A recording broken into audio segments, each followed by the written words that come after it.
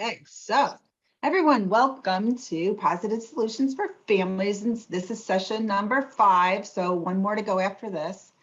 As you can see that this is titled Facing the Challenge Part 1, because what we'll be doing today will kind of lead into what we see tomorrow as well.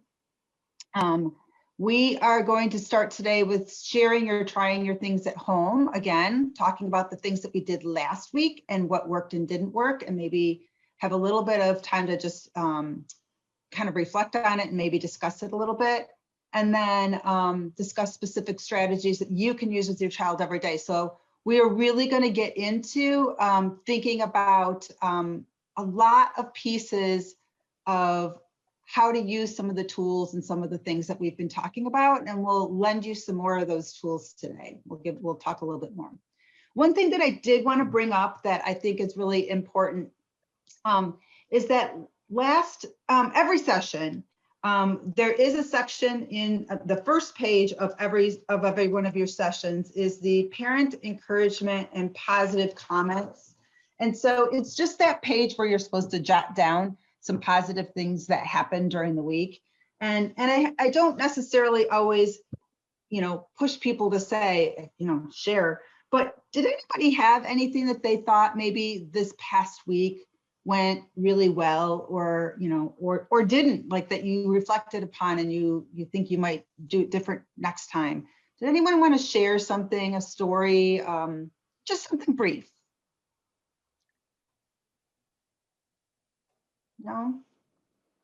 No pressure. I don't want to make people feel pressured, but I do think it's important. I have a story, Karen. Yeah, this sure. Is Courtney.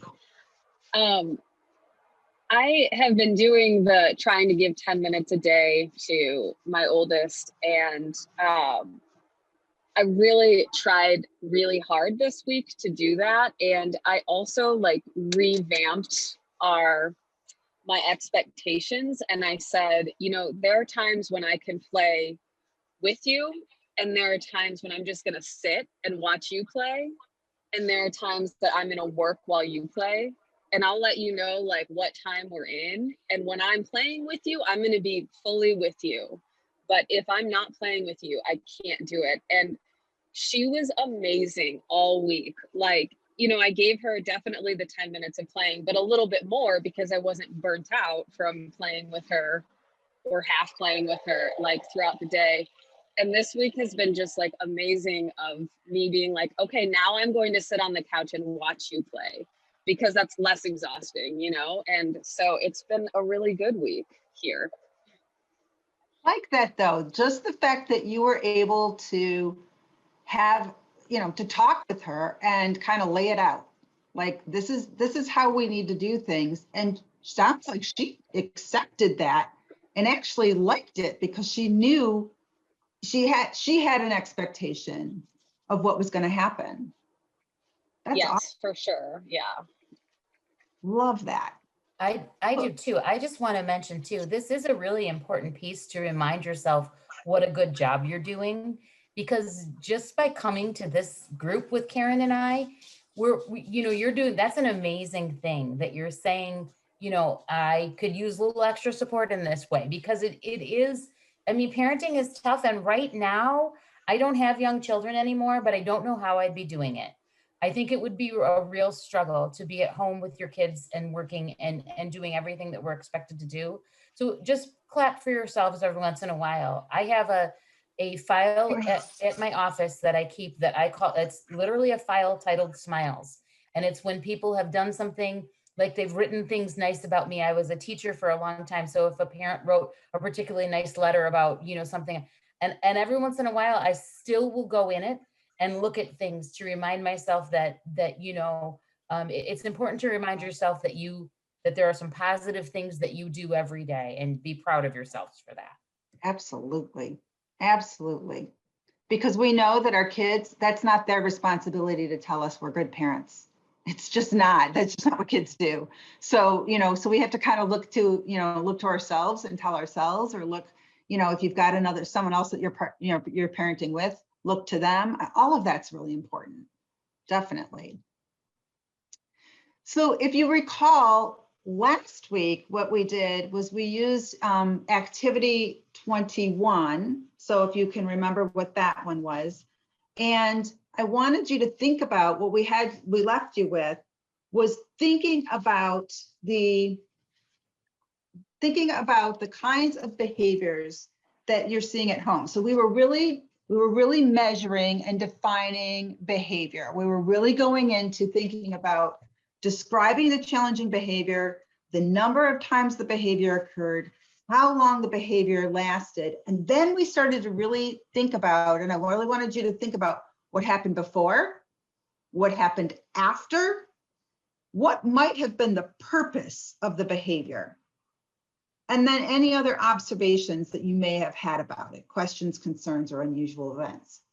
So when you look at that and you see those, what did you see? Did you see behaviors that looked the same across observations, or were there changes? And were you able to figure out why they were doing what they were doing? And then I think this next piece is really important. Did you try to teach a child a new skill? So even what Courtney was saying, what she was trying in a sense to do is teach her child a new skill. And that skill is to recognize that there are 3 parts of when mom can be with you. 1 is she's going to be with you fully in play. 2 is she's going to watch you play. And 3 is you're going to have to play on your own because mom's working. So that's really teaching a skill to your child. And then when you think about it, how did it make you feel? So did anybody have an opportunity to do any of this week and that you'd like to maybe say something about? It's a hard one, but this is really important. This is the part that I think is, when I go into classrooms and I do observations for children who have challenging behaviors in preschools, this is exactly what I do. I'm not necessarily just looking at the behavior. Oftentimes teachers will take a picture of or send me a video of a child having a meltdown and say, see, this is what I'm talking about. And I have to remind them, I got to know what happened before, right? And what happened after. And then I got to start picking apart, why did this maybe happen? And what new skill does this child need? So I just want to remind you that behavior always has a reason. It doesn't come out of nowhere. There's always a reason for behavior for children. So finding that reason is super, super important. Did anyone happen to have any of that they may want to say something about, or is this too much today? Okay, we will move on. If nobody has anything, I can talk about kind of a failure to try to figure this out. One of the things that we tried to focus on is just misbehavior at the dinner table, mainly in the form of squealing, screaming. And, you know, I have a 2-year-old and a 5-year-old, and the 2-year-old seems to act like more of a role model for the 5-year-old. And the 2-year-old will start squealing and the 5-year-old will start squealing. And this is basically my dinner every day for the last few weeks. And we've tried, you know, ignoring, we've tried removing them from the table, we've tried walking away from the table ourselves, we've tried the positive reinforcements, like we're at the dinner table, we speak quietly, you know, my ears hurt when you scream when I'm at the table, can you please speak quietly? And nothing seems to change it. Okay. So one of my thoughts with that would be really thinking about, how do you have this discussion with both of them, not at the dinner table? So, you know, when it's happening is the worst time to talk about things. First of all, they don't care if it hurts your ears. I hate to say that. I mean, I really feel like little kids just are so egocentric that they hurt your ears is kind of like, well, too bad for you. I feel like when kids are at those ages, they're going to feed off of each other. Absolutely. I mean, that's just what siblings do. But I also think that having a discussion with them about what are the expectations at the dinner table. So you could pull up a big piece of poster board or whatever and sit down with them and say, what do you think people should do at the dinner table that would be appropriate? And start writing them down. And then, of course, because you've got little kids who don't necessarily read, you might need to get some pictures. You might ask them, you know what, you guys, I hear what you're talking about. Let's take some pictures of you two doing that. So maybe having them then practice sitting at the table when there's no food necessarily, and take some pictures of them doing what they should do. And then when you print those pictures out, you can put them on the chart of what's expected at the dinner table. And then you remind them before you sit down to eat, and you have it close to the table while you're eating, and you remind them while you're eating. And then it will still take some time. It's not going to happen right away. It will still take some time and some practice. But if you go over it with them over and over and over and over, and you keep your cool, and you keep you really, that's important too. You have to keep your cool. I bet they would start to get it. It's going to take a couple weeks. It's going to take a good couple weeks. Can I add into here, Karen? Christine. Yeah, go ahead. My thought is a couple of things. I agree with what Karen said, that posting the ideas is a really good idea. I also think that you need to have a clear understanding of what's going to happen, what's going to be the consequence if the screaming occurs. So in my house, it would have been dessert. They would have lost dessert, and that would have been devastating, right? So, so whatever it might be that you can say, if this doesn't happen, this is the consequence to that. So that might be able to help you with that as well. And then you need to do that and stick to it. So if they lose dessert or whatever, and I'm not suggesting that you do that, because everybody's house is what it's going to work. But there needs to be something, and that needs to be clearly in the rules too. Like it needs to be like, if this doesn't happen, because this isn't like a house rules thing, like in the same way other things. This is a very specific behavior at the dinner table piece. Because if it becomes about the consequence, then it would be something that you can remove. My guess, the motivation for this is because they can control it. That would be my guess. They're able to control what happens at the dinner table by their squealing with each other and by the fact that they know that it's not what you want to have happen, right? So that would be my thought on it. And so if you can kind of have it be like the control is now shared between you and them, it's your choice. If you want to scream, you're just going to lose dessert or whatever it might be. Maybe it is that you leave the table. Maybe it is that whatever you determine that it might be. That would be my thought to add to that. And actually, I'm kind of glad that you brought this up, because it's a really good example as we work through today's slides, because they really do relate specifically to kind of so it's a good example for what we're moving toward. Okay, so looking at today, so again, Andy, this is going to help, I think, I may use this as an example now through the whole session, but I'll try not to, so that I don't totally focus on you, but but it is a good example, because you have to start with knowing what is reasonable. So different children developmentally at different ages, you can expect different things. Typically 2-year-olds don't sit at the table for very long at all. Some do. I mean, you might have one, you might be lucky to get that one that is okay with it, but oftentimes 2-year-olds can't sit for that long. So they might eat, kind of shovel it in, whatever, and then they just need to get down and go. And that's okay. I mean, again, you have to kind of look at what your family rules are, but I do think that for a 2-year-old to have them sit through the entire length of a meal that an adult would sit through is probably not reasonable. So thinking of the different things that are going on in your family with your kids, knowing what's developmentally appropriate at different ages is so key. If you're expecting too much, if you're expecting too little, it can lead to a lot of frustration. So I just want you to think about what is reasonable.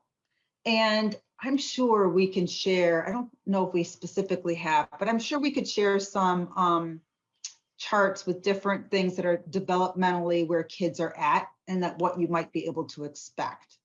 I'm sure I have something somewhere. Christine probably does as well. So keep in mind that you have to know children's developmental stages. And most parents that, it's not something that you learned in school. It's not, I mean, like, that's what I went to school for. So like, I get it right away. But most parents didn't go to school for this, so they don't know. So again, it's knowing what's appropriate at different ages. And this totally fits again, right with what Christine was saying about the dinner table as well, using logical consequences. So logical consequences truly do, I like to call them natural consequences, but logical ones is kind of the same thing. It really is about whatever the consequence is should be related to whatever happened with the behavior. So Christine's saying with her kids that she would say, if this happens at the dinner table, if you're losing dessert, totally makes sense. It's part of that path, right? It's part of dinner and then you have dessert. Well, losing dessert really has to do with how you behave at dinner. Part of that piece. So when you think of logical consequences, it is an alternative to punishment. I don't like to think about punishment. I like to think about discipline.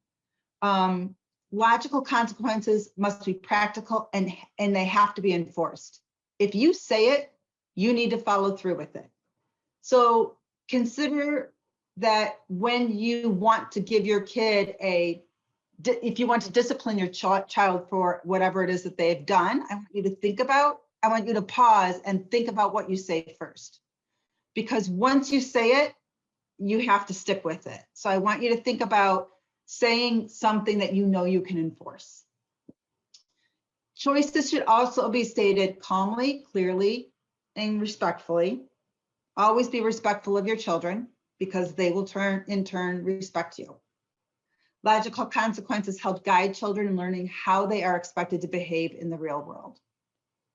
So I do remember a time when my son was probably around 2, maybe 18 months, when we were in the middle of Meijer shopping, grocery cart full of groceries that ready to go to the checkout, and he had a temper tantrum.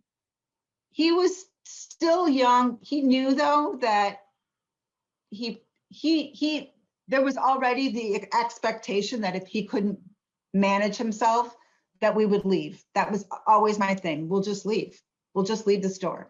So I sorry to the people who work at Meijer, who I left the entire grocery cart full of groceries, picked up my kid and left the store. Because I had said it before I walked in, I had to enforce it. And when the behavior got out of control, we left. And yeah, I had to go back and grocery shop again later. But the idea is that I followed through. And it wasn't fun for anybody, but I'll tell you what, it never happened again. Because he knew that I said it and I actually followed through with it. And so he knew the next time that it could happen again. So it really does work. And I'm just trying to make that kind of that case of it works. And again, I've seen it work because it just is something that I've lived. So what I want you to think about is some logical consequences. If you have a child who throws a block at a sister, what would be a logical consequence for that behavior? Can anyone think of anything that would work? Go ahead and unmute yourself and just kind of yell it out there. To not allow them to play with the blocks anymore. There you go. Yep, the blocks get put away, right? Not fun for both of them, but probably safer anyway. Then that's exactly what the answer would be. Parent takes the block away. A brother and a sister are fighting. Now what are you going to do? What's a logical consequence for a brother and a sister who are fighting? Anybody? You separate them? Exactly. You send them to go to separate rooms. They just need to be away from each other for a while. You go in your room, you go in the living room, whatever. I don't know, whatever works in your house. But it's just separating them when it gets to be too much. Absolutely. Okay. What do you do when a child dumps water out of the bathtub? Everyone's had that, right? So the kid starts dumping water out of the bathtub. What happens? Time to get out. Time to get out. Yep. Out of the tub. We're done. What do you do if the children leave toys on the floor? They're supposed to be put away and they're on the floor. What are we going to do? What's a The, consequence? Go ahead. the toys go in timeout. Toys go in timeout. Yep. That's exactly what I would do. I would put the toys in a place where, sorry, now they're gone for, I don't know. Again, keep it reasonable. The consequences need to be reasonable as well. What's reasonable for a 2-year-old? How much time away? I usually say a minute for every year. So at least for 2 minutes, the toy gets put away. Believe me, it will feel the longest 2 minutes of their life. It will feel like it's forever. Does that make sense? I know. It does, to us, I'm going 2 minutes. 2 minutes isn't much. To a 2-year-old, 2 minutes is such a long span that they wouldn't, yeah, it would be difficult. What Even about, if it takes me more than 2 minutes to pick them up. good point. That's a really good point, Gabby. I like that. So, it takes you more than 2 minutes to pick them up, but it doesn't start till the things are put away. 2 Right, minutes. and it Plus how long it took you to pick them Yeah. up. Yeah, don't, that doesn't count. And I know it's frustrating for you as the adult, but even in that time that you're picking them up, they're still not playing with them. So if I also- put them on timeout for 1 day, that's just not fair then? 1 day is too long. For like a 2-year-old, way too long for a 2-year-old. It also depends on what they're, so like if they left their toys out at night when you had said it's time to put your toys away and they left everything out, that's that's going to be maybe a little bit longer than 2 minutes because you're going to pick those up and you're going to put them on a counter that they can't reach where they can see. And then it might be a little bit longer than 2 minutes because then it might be like, okay, this is, but if it's, if it's something you don't want it to be so, long in time that it no longer becomes effective. So if they say, oh, I wanted to play with that and you put it right up on the counter, oh yeah, you left it on the floor, I stepped on it and hurt myself. So it's going to stay up there for a few minutes till we can get the chance to play with it again. So you have to, it can't be 2 minutes when there's no consequence to those 2 minutes. If they don't even know that their 2 minutes are being in play. Does that make sense? Cool. Yeah, like you said, like if they're going to bed, 2 minutes doesn't necessarily mean anything because it's not going to be in front of them. Yeah. What would we do if a child paints on the table and floor with finger paint? Then I told them that you come and play in the drawing sheet or paint sheet, not draw in the wall or something like that. Right. So if it's to the point that once you've given those instructions and they still have painted on the table and floor, I likely would say that's the end of painting for today. We're going to Yep. put it away today. We'll try again tomorrow. Okay. Yeah, because even though it's not unusual, I think anyone who's got little kids has a wall or two that's gotten crayons or paint or whatever all over it at some point. That's not unusual, but I also think that you have to make, usually that's one of those things that you take out for them to play with. And then, as long as it goes well, they play with it and then you clean up and it's gone. But I think I would say at that point, yeah, I think you're done now and we're just going to put them away and they're gone. For tomorrow, we'll play it. We'll pick them out again. And maybe also a baby wipe, hand them a baby wipe and help me clean it Yeah, up a little see, bit. definitely when kids make messes, they are capable of cleaning it up. Even a 2-year-old, you can hand a baby wipe to and say, we're going to do this. Now, it's not going to be a perfect cleanup, but it certainly is showing them that when you make a mess, you have to clean it up. So they start to learn at that very young age. What are we going to do when a child does not put on his pajamas in time for his favorite show? What happens then? No show. No show. Yep, exactly. I'm sorry. That feels so bad. That's so sad that you didn't get them on in time. I can see you're sad about that. Maybe next time we can put them on faster. And you move I have on. a story about this. The other Go ahead. night,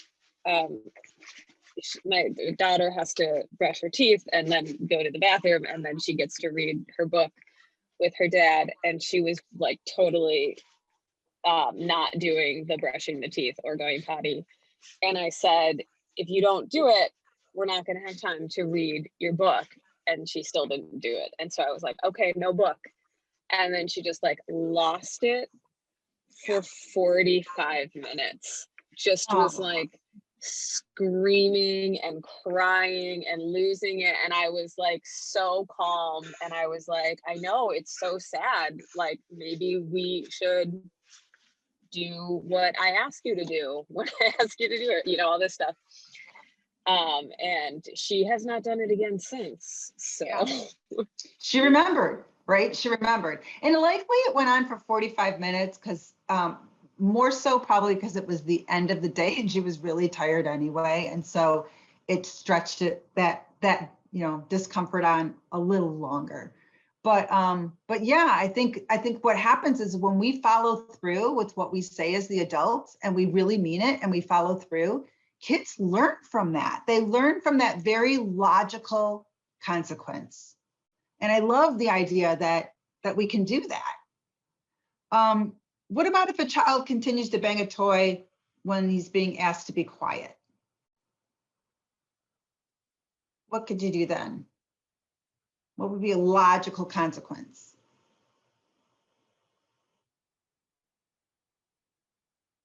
Anybody? I just try at that time to just divert his mind that come we can see this, we can play with that things, or we can I just did that, just divert his mind from that toy to another things. So he wants, yeah, so you're talking about like redirection. So we want Redirection, yeah, to do something else. That's something not a else. bad idea. You know, that actually is very logical. That makes a lot of sense. Mhm. And you're actually nicer than I am. I would have just said, okay, the toy is gone. I literally probably would have walked over to my kid, taken it from him and said, you know, we can try this toy again later. Because right now you're being very loud with the toy when I asked you to be quiet. But there's nothing wrong with what you said, Tanya. You made perfect sense. You can just redirect, like, come on, let's go do this with it instead, or let's, you know, there's nothing wrong with that. That works. Yeah, I applied it and it works. I applied it sometimes and it works. I love it. Yeah. Love it. That's exactly what we want to see you do. Okay, so so even though we're not going to, because normally, again, when we're together, we can kind of do some different things, but we're virtual, so we're not going to pick partners and do the same kind of things. But I'm wondering if you could just take a moment right now and list some problem behaviors or incidents that you have with your kids that commonly occur, and then maybe write down a logical consequence. Now that you've kind of got the idea and the swing of this and how it goes, if you could try and think of at least one thing that your child does that, you know, you really would like to eliminate, what would be the logical consequence for the behavior? So I'm just going to give you a minute to kind of think about that, because I think it's important as we move forward to really start thinking about putting these things into action.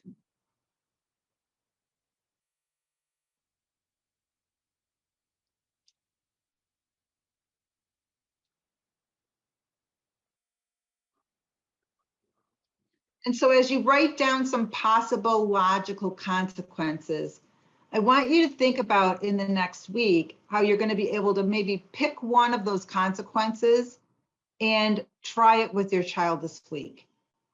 And then write down what you think worked or didn't work.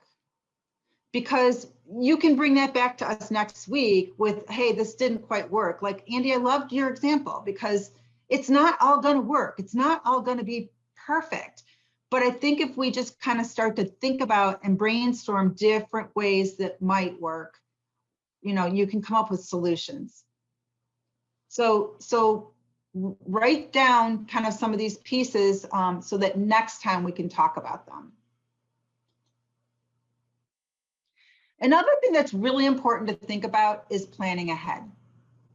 And we've talked a little bit about some of these ideas in previous sessions. And so what I want you to start to do is really try to anticipate what your child may do or need in various situations. So if you're planning ahead, you really can do things to set your kid up for success. When I think about taking my little kid, when I thought about taking my son to the grocery store, I think I learned over time that if I'm bringing him to the grocery store, I need to make sure that I at least have a couple things that he likes to do that he can do while he's sitting in the cart. So it might be a whiteboard and a whiteboard marker. He always used to love that. It might be bringing a small bag with some of his own toys in it. I was never the parent who said, if you do the best you can, then I'm going to buy you candy at the end. I just didn't, that wasn't my style. I wasn't really big into, I felt like that was always a bribe, and I didn't like that with my son. But I did do things like, I probably did maybe something that's more the opposite. Like, hey, if it goes really well, we'll drive through McDonald's drive-through on the way home, and which was probably the same thing as giving him a candy bar at the end. But I think it's just thinking about what is it that your child needs in that situation and really planning ahead. So, Christine, do you have any good examples that you can think of about planning ahead? So I really just think I have that activity bag idea on that slide too, because we talked about it, I think a couple of weeks ago or last week, we talked about having an activity bag that you have with different kinds of things that your child likes, so that you're able and you're prepared for what might come. So if you're sitting in line somewhere, or if something is happening, you kind of have some stuff ready to go for a trip in your car, or when you're on the phone, or whatever it might be. The other piece I think that's really nice about the planning ahead is that it starts you thinking from the beginning, in that maybe with Karen's example with her son, it might have not been a great time to go shopping. He might have been tired. He might have been not starting to feel well. He might have been, hungry, whatever it might have been. If you start thinking, I'm going to plan ahead, oh, I should make sure I go right after their nap. Because as soon as they're done, like when you're planning your day, you can include that in your plan ahead piece. Yep, good thoughts. Those are really good points, because it really is thinking about your child's mood at the time too. Your mood, your child's mood. Yeah, if a kid is hungry, or if a kid is sleepy, going to the grocery store, not a good idea. They just aren't going to make it. So go ahead, Christine, I believe this is you. Yeah. So you also want to be able to present choices for your child. So the key here is that you want them to be limited and reasonable. Okay. So children aren't really born with the ability to make decisions and accept to learn their consequences. It has to be taught for them. They have to learn to take responsibility. And I personally know of some adults that have never learned this, and I bet you do too. So I feel like this is something that you need to, you do need to help with support and then practice too. So it's not just learning, it's got to be a practice thing. When thinking about limited and reasonable choices for your kids, you don't want to say, what do you want to wear today, to a child that has struggles with finding their outfits and stuff, because it's too broad. It's not limited enough. You want to say, do you want to wear the red pants or the blue pants? I remember my oldest daughter, who was, I would say, spirited. She was a little precocious, and she would give me a hard time out getting dressed every day. And giving her just two choices of red pants or blue pants was not enough. So I ended up creating a drawer that was that had all of her tops that she could wear and all of her bottoms that she could wear. And I would say, you can pick anything out of the drawer you want to wear today. And then I would switch that out for seasons, because she was the type of kid that would have worn a bathing suit and tutu in February, and it wouldn't have even been a question. So, so that's how I was able to kind of adapt that for her. But you also want it to be reasonable. So as Karen was talking about her story with her son, you don't want to say, you have to be good at grandma's or we can't visit her anymore, because that's really probably not a choice, right? That's not an option. You're going to still visit grandma. So you need to be, present limited, reasonable choices. Okay, so let's just take a look at some places and think about times throughout your day that you can do this. These are just some examples. You can give a choice about dressing. You can give a choice. Can you offer a choice about bathing? They still have to bathe, but you could maybe offer a choice about what time they want to bathe. Do you want to bathe before dinner or after dinner, if that's a choice for you? Do you want to bathe before your show or after your show? There can be options that you can put into there to make it work. You don't have a choice about dinner, but you could have a choice about what vegetable you eat. Do we want to have asparagus or broccoli with dinner tonight? That's a choice. It's not saying you aren't going to have a vegetable, but it's giving them a little bit of a choice. Is anything striking you on this list that you are curious about, or you're wondering how you could offer a choice for it?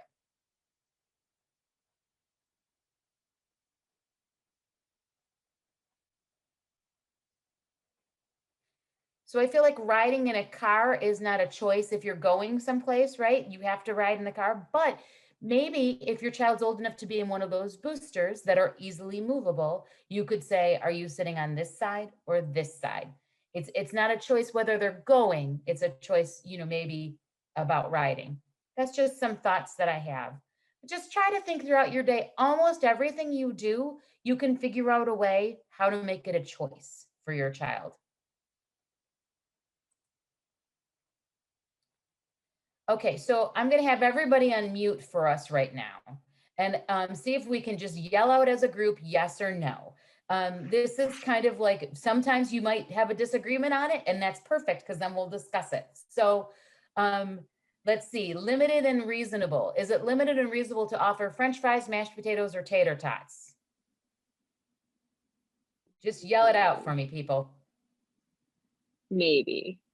Yes. Yeah, I mean, it kind of is. I can see that as kind of a maybe. In my house, that would be kind of a reasonable thing if I have all. There's too many. There's too many. You would, so in your house, you I'm might, just kidding. I'm just kidding. 2 choices are enough. It could be. Some How people, many potato options do you have in your home? Well, that's true. good point. That's Good true. point. Well, maybe yeah, I guess if you don't have tater tots, you really can't create those from potatoes, right? I was thinking French fries and mashed potatoes you could create. But as a sample, do you want noodles or potatoes today? Maybe that would be a limited reasonable. So how about, what do you want to wear today? No. No, it's not limited enough. It's not limited, is it? Yeah. Yeah. Do you want a spanking or play nicely? Is this a trick question? No, it's not a trick question. Oh It's, gosh. I mean, So is it limited and reasonable? I guess. Someone else want to get out? Limited but not reasonable. yes, it is limited, but Thank it's you. totally reasonable. Yes, Because I really yeah. know anyone that's going to choose. Actually, my older brother might have. He was he was spirited as well. Well, I was just going to say, and the whole spanking thing is, very controversial in itself. And I am not a fan of spanking. I think it just promotes hitting. But I do know families who do it. It's not illegal in Michigan. So it's not like, it's totally wrong. I just don't think it teaches anything. So I don't see it as a reasonable kind of thing to do. Yeah. I also feel like the two don't go together. Spanking and playing nicely. Again, what does playing nicely mean? That's a very kind of confusing term. I know we talked about that a few weeks ago, how you have to be very specific in what you ask. So those are just some limited and reasonable ideas. In the honor of time, I'm going to scooch through and go down to the next slide here so that we can get through everything we want to get through. So Yep. we're going to talk a little bit about first then options. I love first and then options, and I'll tell you why. It helps you prevent from having to say no all the time. So when your child says, I want fruit snacks, you can, and it's not time for fruit snacks. That might not be a great time for you to have them, or you don't want to do whatever. Instead of saying, no, you can't have fruit snacks right now, which can lead us to a meltdown piece, right? You can say, first, let's have apples or carrots or whatever you want to do. Then we'll have the fruit snacks. So in other words, if you wanted them to eat something healthy, put it in the first place. First, we're going to have this. Then you're going to have this. It's a great way. It's actually born out of working with kids with autism, is where first then came to be. That's how we started to do it. But it's an amazing way to deal with any child. So if you look at some of the examples they have here, first you pick up toys, then you can have a snack. First, you need to finish getting dressed, then you have to play outside. So then you don't have to say no. You just say, first we'll do this, and then we'll do that. So I want you to think about your child and think about is there some way that you could do a first then for your child? So I'm just having you think in your head. Do you have a thought about how that would work for you? Do you have an example? Just give yourself a minute. And if anybody wants to shout anything out, that would be great. If not, that's completely fine.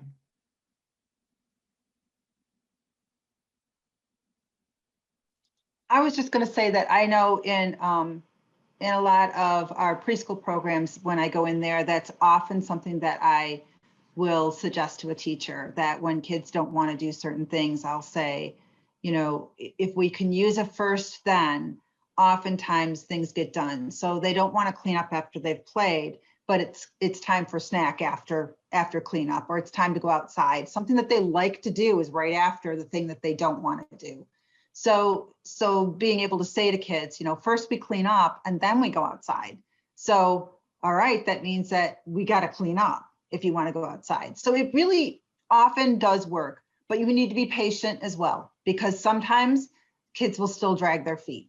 And if they do, you just need to be patient and let them drag their feet. They're getting less time outside because they're taking longer to clean up. So thinking kind of what, was it Tina who was saying earlier about redirection, thinking about that. How do we help children when, this is a great strategy, how do we help kids when they are doing something that we don't want them to do? So how do we move into helping them find the right thing to do? Oftentimes, it's just a place where we can interrupt their play a little bit, just kind of, I don't want to say jump in and stop them, but basically that's what we're doing, jumping in and stopping them and moving them on to something else. It works often with younger kids. As kids start to get older and smarter, it doesn't work as much, at least in my opinion, because oftentimes they figured you out. But when kids really, up until they're, I don't know, 7, 8, they still kind of go along with this, because we're really providing guidance to another thing when what they're doing is something that shouldn't be doing. It like I said, it typically works. Not all the time, but typically. And so physical redirection really comes down to that we are physically moving in and moving a child to another activity. So if you think about physical redirection, I typically will tell parents, you take your hands and you put them on the child's shoulders, and then you kind of guide / move them to where they need to be. That's typically when I would move in. So a child is playing in the sink and splashing with water all over the bathroom. A parent might choose to physically move the child away from the sink and over to the toys in another room and be like, okay, enough of this. This looks like you've had enough, you're done. And then you move them away. And then, here's another example. The parent then sits down down on the floor near the toys and begins to play with the child away again from the bathtub where he's making a mess. or the bathroom where they're making a mess. So it really is taking that time to kind of say, all right, this isn't working. We're moving you on to something else. It works. But there's also verbal redirection, and verbal redirection is, again, what it says. So it's the idea of saying something. So their example is a child might be trying to gain attention of a parent who's on the telephone with an important call. We've all been there. They may say something like, hey, let's go upstairs and read some of your new library books. So what you want to do is kind of like move them on to another activity. If a child is upset and throws a temper tantrum because he was asked to turn off the television, the parent redirects the child by saying, wow, it's beautiful outside. It looks like we're going to go to the park and play. So we're just going to like turn it off and move on. There are times when you just need to move on. And I think you need to decide that on your own and what's happening in your own home. But there are times when it's just time to move along. So I want you to think about in your book, activity number 25, there are different, it can be used as a way to prompt the child to do appropriate skills. So what you want to do is when you're redirecting, you want to move them to something they should be doing. So thinking about that, this is not about timeout. This is about now moving them to the thing that they should be doing, right? So you're reinforcing the idea of the thing that you want them to do. That's really what this is about.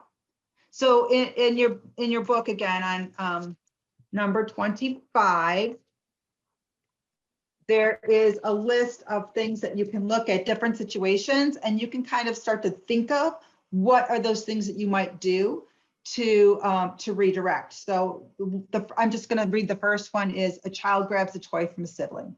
What might you do to redirect? For me, I would likely, if a child is grabbing a toy from a sibling, I might find another toy to give to that child so the toy goes back to the sibling and be like, oh, this one's yours. And then here's this one, go back to him. And now we move along.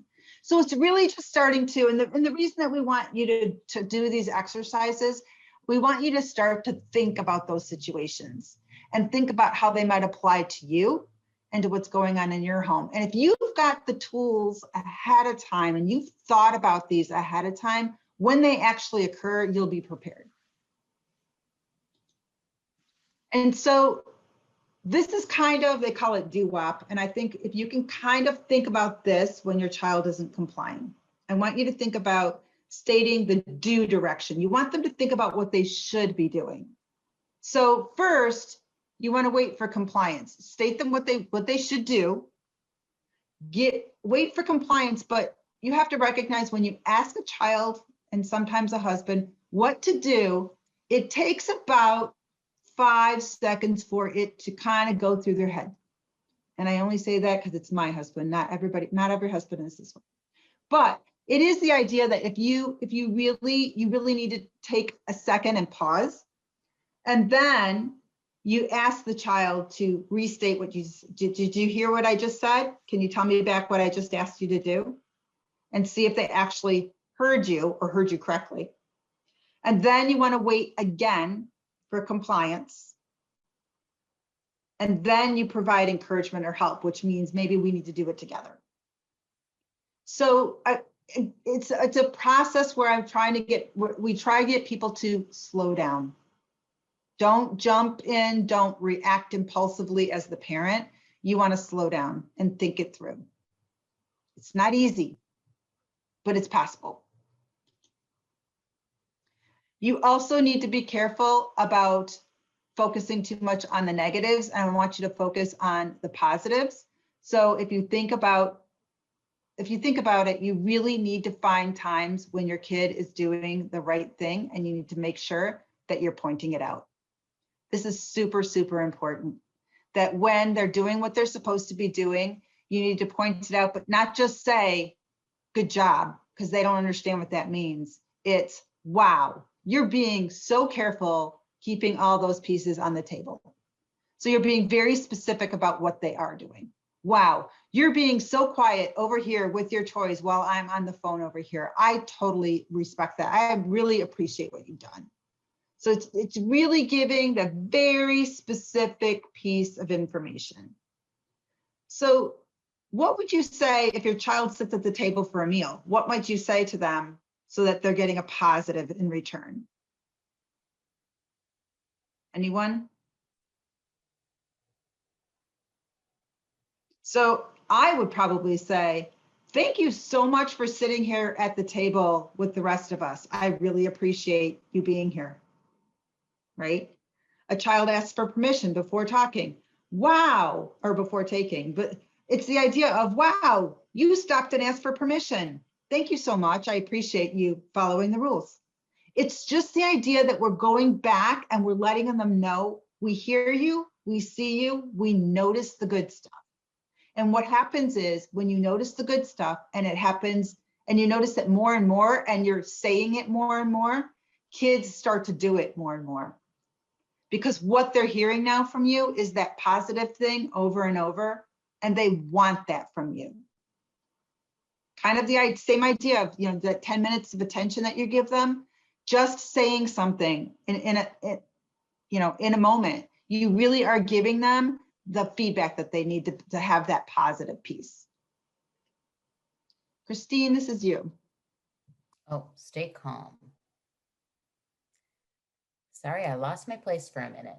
So the real important piece that you want when you're doing this, you need to stay calm when your child's behavior is challenging. We know this is hard. We are not for 1 second saying that this is an easy task to achieve, right?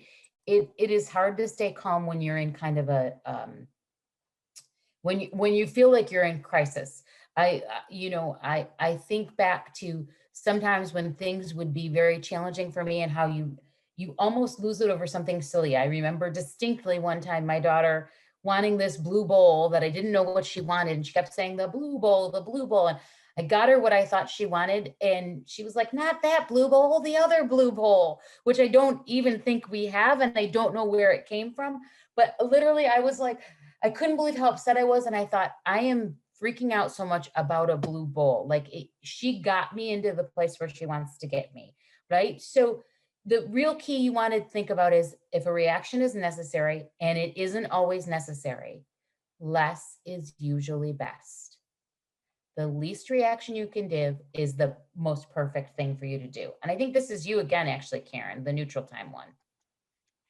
Yeah, so the idea of neutral time is thinking about when your child is calm, when things are quiet, when it's calm, that's the time that you do your teaching. So Andy, like when you were talking about, you know, working on getting your kids to behave better at the table, the best time to do it is not when they're at the table. You do it at other times when you notice that they're in a state where they're calm, where things aren't going wrong, where the squealing isn't happening, where it's quiet, and you can say to them, you know, I think now might be a good time. Can we talk about what it's like when we're at the dinner table?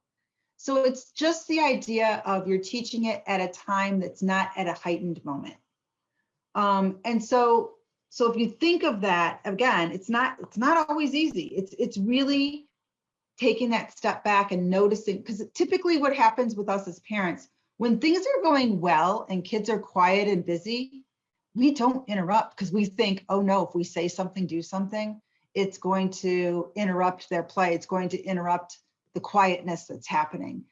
And I'm not saying that you should interrupt them, but I do think that you can really think about how do you bring up these pieces when it's a good neutral time. On handout 26, you'll see all the different things that we talked about today. And I think it's important that you kind of review those and think about how you might use them in your own life and family. But I also want you to think of, as we move forward here, that one of the most important pieces I can tell you to have as a parent is you do need to have a sense of humor. These moments will pass and they'll be gone. And most of them you'll forget. So it's important to keep that in mind. And I want to show you some things that parents have showed us. Well, not really showed us. We got these from the internet, but I thought they were hilarious. So I want to make sure I shared them. Kids get upset for the silliest reasons. Like he couldn't find the red balloon. He asked me to throw it to him and it's right behind him and he won't look for it. Or the kiddo who mom threw the gum away that he was chewing that he found on the side of the trash can at Old Navy. So he had a little meltdown there. This little gal who she wouldn't let pull her the TV tray over on herself. So, you know, she's in tears. I wouldn't let her play with a bag of dog poop. That's a lovely one. He wanted to carry 2 jars of pickles and mom said no, right? He couldn't get the last Cheerio on the spoon. These are all like real kids having real moments. She wouldn't let him lick the doormat and he was not happy.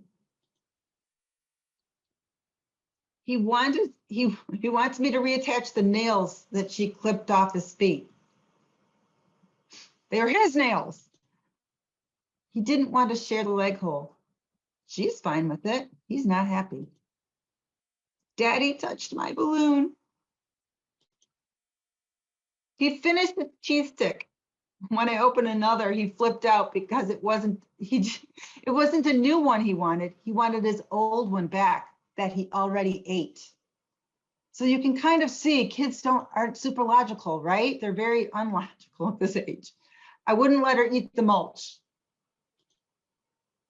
T-Rex's jaw is not big enough to bite the Lego man's head. Oh, the frustration. I put my daughter's dirty nappy in the bin. I want you to think about rethinking that your child isn't giving you a hard time. Your child is having a hard time. Right? And so I look at that and I really think that it's our job as the parent to say, you're having a hard time. I don't know how many times I said to my granddaughter yesterday, you're having a hard time. What can I do to help? What do you need? And she can't really talk yet. She's 1. So I just kept throwing out words to see what she needs. Do you need a bottle? Do you want your diaper changed? Do you want a hug? Do you want a kiss? What is it that you need? And it's just, you know, she was having a hard time. She wasn't giving me a hard time. It's a lot easier being a grandparent though, I'm telling you that.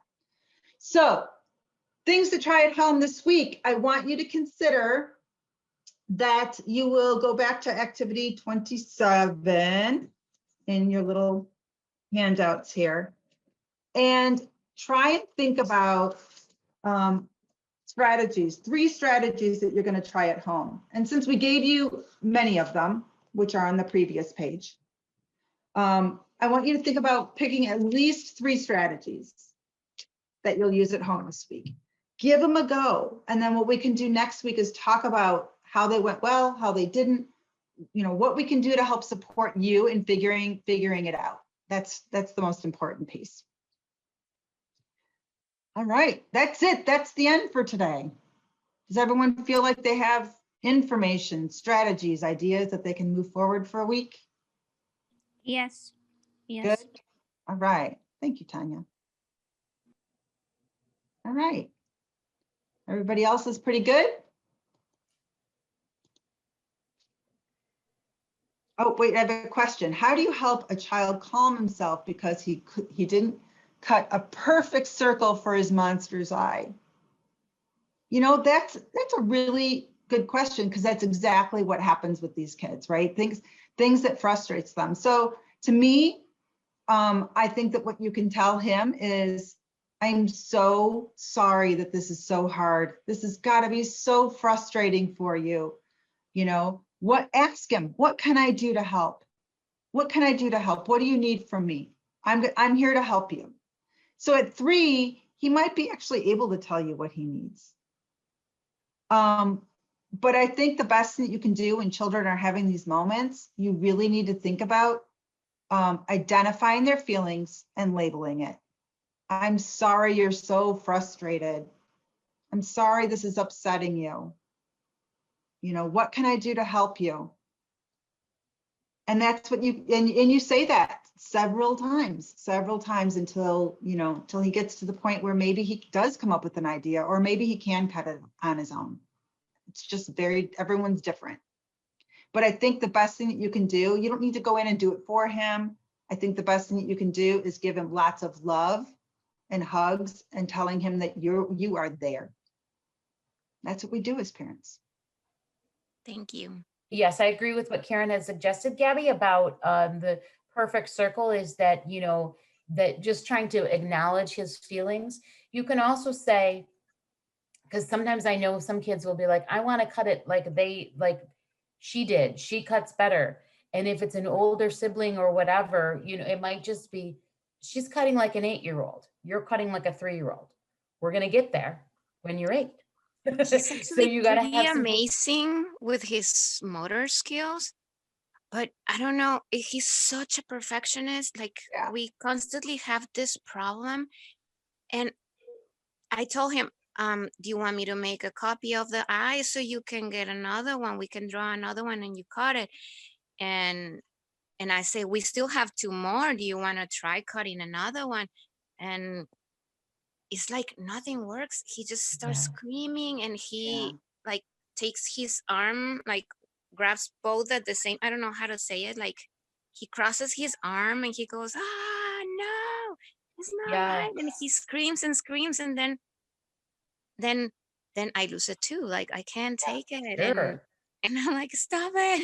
Stop Because it. again, it seems so silly. You know, one of the things too you might want to keep in mind is say when you've made a mistake out loud and don't have it be a big deal. So in other words, if you turn wrong on a street or if you drop something or whatever might happen, oh, I made a mistake. Oh dear, I guess I'll live through it. I'm kind of bummed because I wanted to do it this way. You know, admit when you've made a silly little mistake, because then it gives the okay that you can make mistakes and life isn't perfect all the time. And the more you can do that, the better. So just kind of regularly say, I didn't write that as nicely as I wanted to. Oh, I guess you can still read it. It's okay. I didn't what and you might have to fabricate some situations to have that happen, but that might help. Okay, thank you. We do Mhm. have a problem. Both my kids and myself are perfectionists, and we go through the same problem. You know, it's part of your temperament. Temperaments are different in different households. And when there's, you know, certain people that are more like that, are more perfectionists and that do have that. So, you know, just consider that if you're the same way, maybe you can get an idea of really how he feels, you know, that I totally know, and I don't know how yeah, to fix it. But I yeah. Well, really you know like what? You the don't have to idea. fix it. Yeah, you don't have to fix it. What you can do again is just you tell him, I'm so sorry. I'm so sorry this isn't working for you. I love you so much. This has got to be so frustrating for you. I am here for you. Yeah. What can I do to help? I think when you just kind of give those really open-ended, I love you, and you know, don't tell him it's okay the way it is. Don't, because it's to him, it's not okay the way it is. Yeah. It's be okay. So to argue with that is just not going to help. He just needs to hear that you're disappointed with him too. I'm so sorry for you that this didn't work out. Thank you. Right. And I not love the idea disappointed to in him. prevent from it, Mhm. to prevent for it to happen more often, to say aloud my mistakes and have them hear that Yeah. I'm okay with them, so that maybe Yes. they interiorize that and then it won't Yes. happen as much. Yes, they start to internalize that this is how people behave when they get frustrated and it doesn't go their way. They do that because that's what mom does. We will see you all next week for our 6th session. And yeah, definitely get Millie your addresses so we can send some books out to you. Sounds. Yay. Thanks, everyone. Good seeing you all. Thank you. Thank you. Bye-bye. Bye-bye. Thank you.